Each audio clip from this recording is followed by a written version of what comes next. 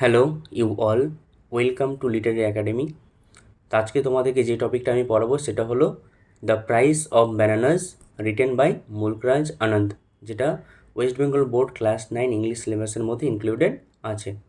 টাইটেলটা the price of bananas, মানে এটা যদি আমি বাংলা মানে করি তাহলে বাংলা মানেটা দাঁড়াবে প্রাইস মানে মূল্য, ব্যানানাস মানে কলার, তাহলে কলার মূল্য। তাহলে এই কলার মূল্য এটা একটা হচ্ছে টেক্সটের নাম। তাহলে এটার দ্বারা বুঝতে পারছো যে এই গল্পটা কোনো একটা জায়গায় বা কোনো একটা সিচুয়েশনে কলা বা ব্যানানাস তার যে প্রাইস সেটার উপর ডিপেন্ড করে গল্পটা চলবে, বা গল্পে এটাই আমাদের মেন থিম, যে কলার মূল্য। এই জিনিসটাই হলো আমাদের গল্পের মেন থিম। এই থিমটার আশেপাশে আমাদের পুরো গল্পটা ঘুরবে। তাহলে তোমরা বুঝে গেলে, টাইটেলটা পড়ার পরে তোমরা বুঝে গেলে যে গল্পটা কেমন হতে পারে, যে কলা আর কলার মূল্য এই দুটো জিনিস নিয়ে আমাদের চলবে আসল গল্পটা। লিখেছেন কে? মুলকরাজ আনন্দ। তো এবার আমরা পড়বো এই যে রাইটারের বায়োগ্রাফি আমরা পড়বো। দেখো, মুল্ক রাজ আনন্দ, তিনি জন্মগ্রহণ করেছেন 1905 অ্যান্ড মারা গেছেন 2004। এই রিসেন্ট টাইমে তিনি মারা গেছেন, খুব একটা বেশি দিন হয়নি। তিনি কে ছিলেন? Was a prolific writer who earned great admiration for his short stories and novels like coolie, untouchable and the village. তো মুলকরাজ আনন্দ তিনি অবভিয়াসলি একজন ইন্ডিয়ান রাইটার ছিলেন এবং তিনি অনেকগুলো লেখা লিখেছেন, যেমন শর্ট স্টোরি, নোভেল তিনি লিখেছেন, এবং সেটার জন্য তিনি অনেক অ্যাডমিরেশন বা সম্মান বা অনেকটা নাম বা খ্যাতি তিনি অর্জন করেছেন।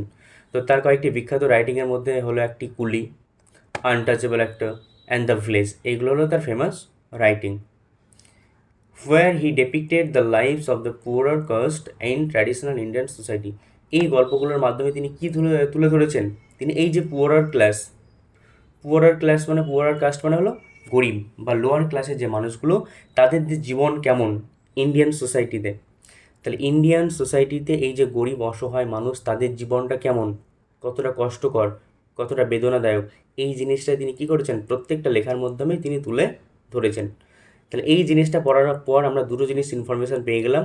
একটা হলো মুলকরাজ আনন্দ তিনি ইন্ডিয়ান রাইটার ছিলেন এবং তিনি কী করতেন, এই যে ইন্ডিয়ান সোসাইটিতে লোয়ার ক্লাস অসহায় গরিব যে মানুষগুলো ছিলেন, তাদের যে জীবনটা বা তাদের লাইফ বা ডেইলি লাইফটা কেমন, সেটার উপরই তিনি লেখালেখি করতেন।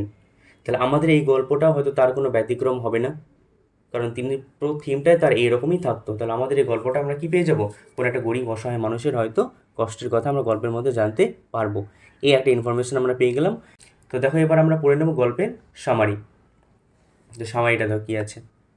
সামারিটা পড়লে আমাদের পুরো গল্পটা ক্লিয়ার হয়ে যাবে আমাদের কাছে। সামারিটা পড়ছি আমি। দিস টেক্সট, এই গল্পটি, an অ্যাব্রিজড version of the story of his story of the same name. অ্যাব্রিজড মানে হলো ছোট্ট বা সারাংশ। তাহলে এই যে গল্পটা আমরা পড়বো, এটা হলো মুলকরাজ আনন্দের একই নামের একটি অনেক বড় লেখা ছিল, যে লেখাটিকে কাট বা শর্ট করে আমাদেরকে টেক্সটে দেওয়া হয়েছে এইটুকু পার্ট। সেটা কী করছে? Presents and apparently funny situation, মানে আমাদের একটা মজার সিচুয়েশন বা পরিস্থিতির কথা বলবে, যেখানে একজন businessman has his bluffed cab seized by a monkey. মানে আচ্ছা দেখো, তাহলে এই গল্পে কী হয়েছে, একজন অনেক বড় বিজনেসম্যান ছিল, যার টুপিটি কী করেছে, একটা মাঙ্কি বা একটা বানর কী করেছে, চুরি করে নিয়েছে বা নিয়ে চলে গেছে। এই ঘটনাটা ঘটেছে। And finally get it back by offering the offending money a bunch of banana. যাচ্ছে, এখানে ব্যানানা চলেছে দেখো। এবং তারপরে কীভাবে সেই বানরের কাছ থেকে আমরা টুপিটা পাই, সে বিজনেসম্যান বানরটিকে একটি বাঞ্চ অফ ব্যানানা, মানে এখানে কালেকটিভ নাউনের ব্যবহার করা হয়েছে। এই বিজনেসম্যানটা টুপিটি কীভাবে ফেরত পেলেন? তিনি যে অফেন্ডিং বানরটা ছিল, সেই বানরটাকে একটি কলার ছোড়া বা কলার ছড়ি যেটা, সেটা অফার করার পর সে বানরটা টুপিটা ঘুরিয়ে দিয়েছিল। এইভাবে সে তার টুপিটাকে ফিরে পেয়েছিল। Though the tone of the story is কিছু light hearted, the author notes with sad concern the unkind and unjust behaviour of the businessman towards the poor fruit vendor. মানে এই গল্পটা যদিও খুব একটা ডিপলি লেখা হয়নি, তবুও এই গল্পের মাধ্যমে তিনি তুলে ধরেছেন কীভাবে সে যে বিজনেসম্যান ছিল তার আনকাইন্ড অ্যান্ড আনজাস্ট বিহেভিয়ার, মানে নিষ্ঠুর এবং কি নির্দয়বান যে বিহেভিয়ারটা সে দেখিয়েছিল কার প্রতি, একটা গরিব অসহায় ফ্রুট ভেন্ডার মানে ফল বিক্রেতার প্রতি দেখিয়েছিল, সেটাই তিনি গল্পের মাধ্যমে তুলে ধরেছিলেন। তো সেই ফল বিক্রেতা কে ছিল? Who had helped him to get back his cab, মানে যেই গরিব অসহায় ফল বিক্রেতা কী করেছিল, সে বিজনেসম্যানটাকে তার টুপিটা ফেরত পেতে সাহায্য করেছিল। তাহলে যেই টুপিটা ফেরত পেতে সাহায্য করেছিল সেই বিজনেসম্যান কী করেছে, তার প্রতি নিষ্ঠুর বা নির্দয় বিহেভিয়ার করেছে। এটাই হলো গল্পের মেন থিম। তাহলে এবার আমরা চলে যাবো ডিরেক্ট টেক্সটে, লাইন বাই লাইন এখানে এবার আমরা পড়বো, যেখানে আমি প্রত্যেকটা ওয়ার্ডের মিনিং করে দেবো। তোমরা একটা নোট বা একটা খাতা নিয়ে নাও, একটা পেন নিয়ে নাও, সেটা মার্ক করতে থাকবে। দেখো, তাহলে আমরা ফার্স্ট লাইনটা পড়া স্টার্ট করি। তো দেখো, I was on my way, তো আমি কোথায় ছিলাম, রাস্তায় ছিলাম, from Faizabad railway station to Lucknow. মানে আমাদের যে রাইটার, তিনি রাইটার কী করছিলেন, ফাইজাবাদ রেলওয়ে স্টেশন থেকে তিনি লখনৌ রেলওয়ে স্টেশন বা লখনৌতে জার্নি করছিলেন। আর সেই টাইমে তার সাথে ঘটে যাওয়া যে গল্পটা তিনি আমাদের সামনে তুলে ধরেছেন এই স্টোরিতে। কি বলছে দেখো, I had arrived at the station half an hour in advance. মানে আই হ্যাড অ্যারাইভ, মানে আমি কী করেছিলাম, আর রাইটার কী করেছিল, সে পৌঁছে গেছিলো কোথায়, অ্যাট দ্য স্টেশন, সে স্টেশনে কতক্ষণ আগে, half an hour in advance, মানে আধা ঘন্টা আগে। তো কোন জিনিসটার আধা ঘন্টা আগে তিনি পৌঁছেছিলেন, of the time for the trains departure, মানে ট্রেন ছাড়ার আধা ঘন্টা আগেই তিনি কী করেছিলেন, স্টেশনে পৌঁছে গেছিলেন। তারপরে কী বলছে দেখো, I sat on a bench, writer কী করেছিল, একটা বেঞ্চের ওপর বসেছিল। অ্যান্ড কী করছিল সেখানে বেঞ্চের ওপর বসে, ওয়াচিং দ্য মাঙ্কিজ, সে বানরগুলোকে দেখছিল, যারা ফ্রলিকিং অন দ্য ট্রিজ, যারা কী করছিল, গাছের ওপরে লাফালাফি করছিল, and on the open platform, এবং যে খোলা প্ল্যাটফর্মটা ছিল রেলওয়ে স্টেশনের, সে খোলা প্ল্যাটফর্মের ওপরে সে বানরগুলো লাফালাফি করছিল, এবং তারা গাছে যে লাফালাফি করছিল সেটা তিনি বেঞ্চের ওপর বসে বসে দেখছিলেন। তারপরে দেখো, the monkeys descended now and then, সে মাঙ্কিজগুলো কী করেছিল, ডিসেন্ডেড মানে নেমে এসেছিলো, কোথায় নেমে এসেছিলো, সে প্ল্যাটফর্মের ওপরে। And then to collect the half sucked mango stones, মানে কী করছিল, যে মানুষগুলো যারা স্টেশনে ছিল তারা কী করছিল, যে আমগুলোকে অর্ধেক খেয়ে ফেলে দিচ্ছিলো স্টেশনের ওপরে, সেই ম্যাঙ্গো স্টোন মানে আমের যে আটিগুলো ছিল সেই আটিগুলোকে কালেক্ট করার জন্য সেই বানরগুলো কী করেছিল, গাছ থেকে নেমে স্টেশনের ওপরে এসেছিলো। And the reminders of food from the platform, তাহলে তারা শুধুমাত্র যে আমের আটিগুলোই কুড়াচ্ছিল তা কিন্তু নয়, তাছাড়া আরও অন্যান্য যে খাবারগুলো, যেগুলো হয়তো অর্ধেক খেয়ে মানুষ প্ল্যাটফর্মের উপর ফেলে দিয়েছে, সেই খাবারগুলোকে কালেক্ট করে খাওয়ার জন্যই বানরগুলো কী করছিল, গাছ থেকে নেমে সে প্ল্যাটফর্মের মধ্যে এসেছিল, প্ল্যাটফর্মের ওপরে। তারপরে কী বলছে দেখো, দ্য ইয়ঙ্গার মাঙ্কিজ, মানে ছোট্ট বাচ্চা যে মাঙ্কিজগুলো ছিল সেগুলো, sad on the boughs of নিম অ্যান্ড টামারিন ট্রিজ, তাহলে ছোট্ট বানরগুলো কী করছিল, তারা বসেছিল কোন গাছের ডালে, নিম এবং টামারিন ট্রিজ মানে তেঁতুল গাছে। তা নিম গাছে এবং তেঁতুল গাছের ডালে কী করছিল, ছোটো ছোটো বাচ্চা যে বানরগুলো তারা বসেছিল। And ready to jump after any food that may be visible, এবং তারা একদম সবসময় প্রস্তুত ছিল। কিসের জন্য প্রস্তুত ছিল তারা, যেই কোনো একটা মানুষ কোনো খাবার ব্যাগ থেকে বের করবে, তখনই যে খাবারটা সে দেখবে ছুটে নেমে এসে কেড়ে নিয়ে আবার চলে যাবে, সেই জন্য তারা একদম গাছের ডালে রেডি হয়ে আছে।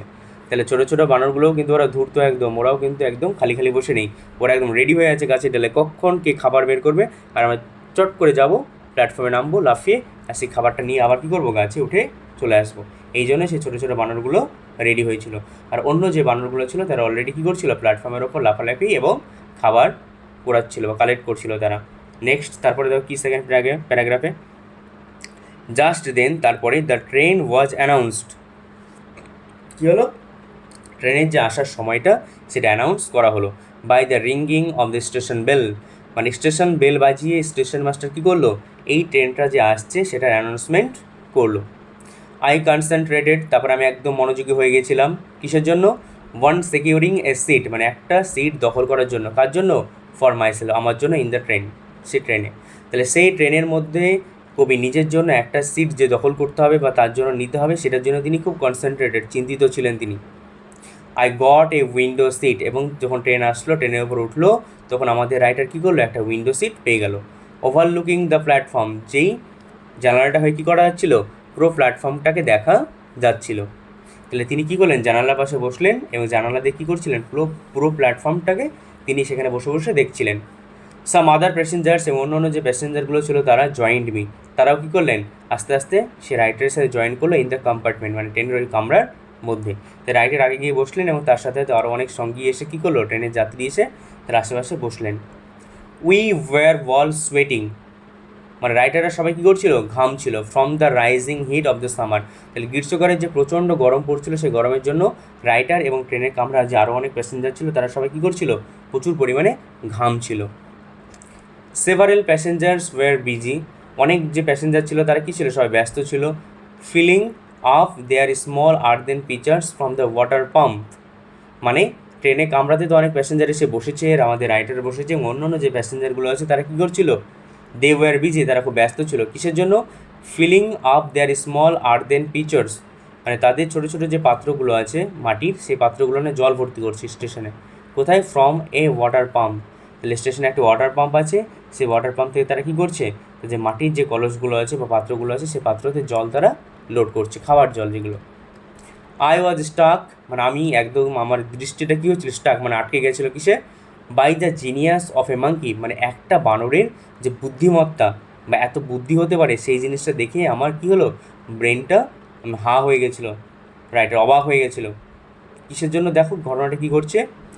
In snatching away a loin cloth, snatching away মানে কি, ছিনিয়ে নিয়ে বা কাড়িয়ে নিয়ে চলে গেছে, কি, the loin cloth of a pious person, মানে একজন তাহলে কি ধার্মিক ব্যক্তি ছিল, সে ধার্মিক ব্যক্তির যে মানে স্নান করার টাইমে যে পোশাক আশাক ছিল, সে পোশাক আশাক কী করেছে, একটা বানর এসে কি কেড়ে নিয়ে চলে গেছে।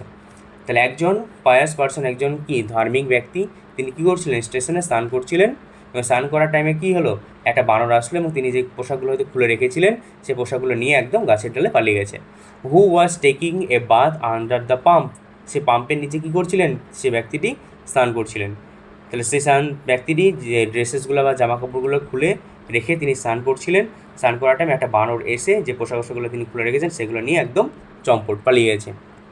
A great deal of general amusement was caused, এবং এই জিনিসটা ঘটার পরে কী হলো, একটা সাধারণ হইহট্টগোল বেঁধে গেল, বাই দিস ইনসিডেন্ট, মানে এই ঘটনাটা ঘটার পরে। The bather then requested the monkey to return their loin cloth, the bather মানে যে ব্যক্তি স্নান করছিলেন সে ব্যক্তিটা কী করলো, রিকোয়েস্ট করলো কাকে, দ্য মাঙ্কি, সে বানরটিকে, কিসের জন্য, টু রিটার্ন হিজ লয়েন ক্লথ, মানে তার সেই পোশাক আশাকগুলো ফিরিয়ে দেওয়ার জন্য। দ্য মাঙ্কি ওয়াজ জিনিয়াস, এবং সে বানরটা কী ছিল, খুবই বুদ্ধিমান ছিল। And threw it down from the নিম ট্রি, এবং সে কী করলো, সে নিম গাছের ডাল থেকে সেই পোশাকটাকে ছুঁড়ে নিচে ফেলে দিল, অ্যাট দ্য ম্যানস ফিট, এবং সেই মানুষটার পায়ের কাছে। তো এখানেই আমি এই ভিডিওটি ফার্স্ট পার্টটি কমপ্লিট করছি, যেখানে এই যে স্টোরিটা দ্য প্রাইস অফ ব্যানানাস, এটার যে রাইটারের বায়োগ্রাফি, সামারি এবং টেক্সটের এই ফার্স্ট পেজটা পড়ানো হলো। এরপরে যে সেকেন্ড ভিডিওটা আসবে, সেকেন্ড ভিডিওটা আমি টেক্সটের যে পুরো বাকি যে টেক্সটটা আছে সেটা, বা তারপরে থার্ড বা ফোর্থ পার্ট দরকার হলে সেই পার্টের মধ্যে আমি পুরোটা পড়িয়ে দেবো। তো সবাই ফার্স্ট পার্টটা ভালো করে দেখে নাও, এবং তারপরে সেকেন্ড পার্টটা দেখে নেবে, এইভাবে যে পরে পরে যে পার্টগুলো আসবে সেগুলো সবগুলো দেখে নেবে, তাহলে পুরো টেক্সটটা তোমাদের কাছে একদম সহজ হয়ে যাবে। ঠিক আছে, থ্যাংক ইউ। ফার্স্ট পার্ট এখানেই কমপ্লিট, এবার আমি সেকেন্ড পার্টটা আপলোড করে দেবো।